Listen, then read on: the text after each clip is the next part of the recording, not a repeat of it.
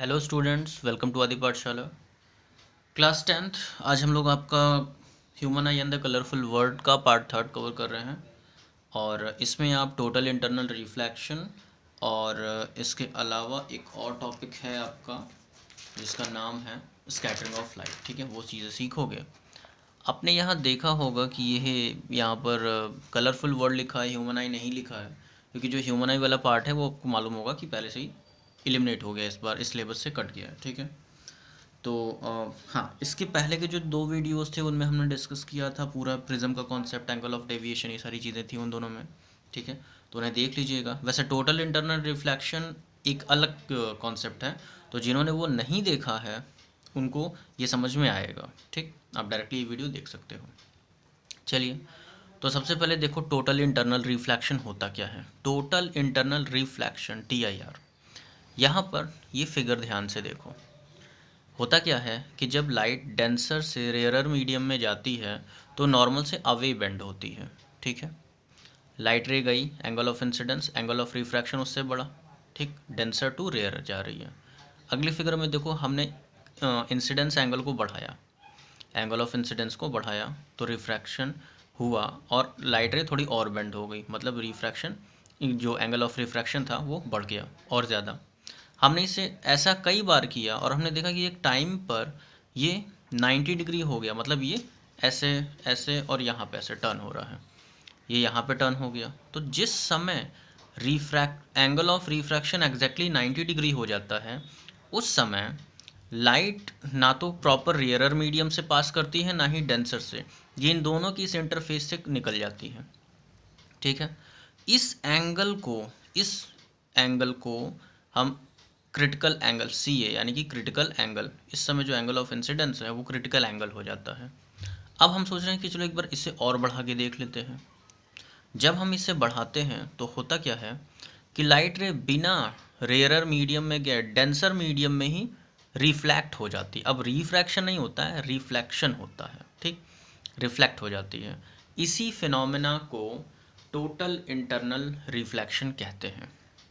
ठीक है, अगर आपसे डेफिनेशन पूछेगा तो आप क्या बोलोगे? The complete reflection of light with in a medium के अंदर ही हो रहा है when light incident at any angle, light किसी भी एंगल पे इंसिडेंट हो which is greater than critical angle, जो कि क्रिटिकल एंगल से बड़ा हो।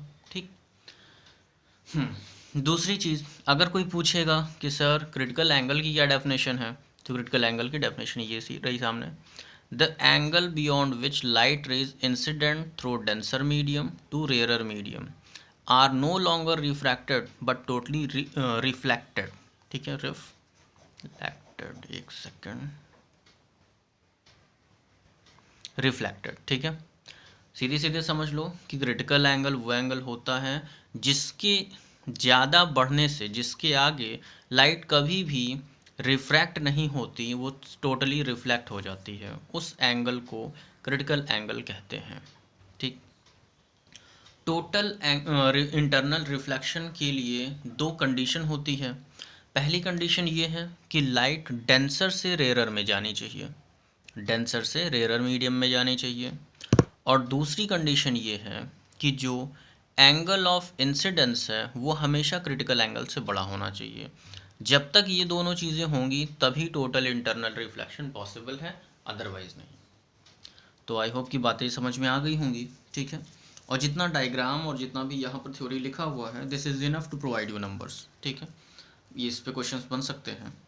अब टोटल इंटरनल रिफ्लेक्शन जो होता है वो रेनबो फॉर्मेशन में काम आता है। तो रेनबो फॉर्म जब करता है तो उसमें टोटल इंटरनल रिफ्लेक्शन होता है। ठीक, और इसके अलावा जो प्रिज्म में हमने पढ़ा था डिस्पर्जन ऑफ लाइट, ये दोनों जब एक साथ कंबाइन होते हैं तब ये दोनों फिनोमेना, दोनों चीज़ें हमें रेनबो फॉर्मेशन में समझ में आते हैं। ठीक, तो चलिए यहाँ से टोटल इंटरनल रिफ्लेक्शन ख़त्म हो गया, हम लोग आगे देखेंगे।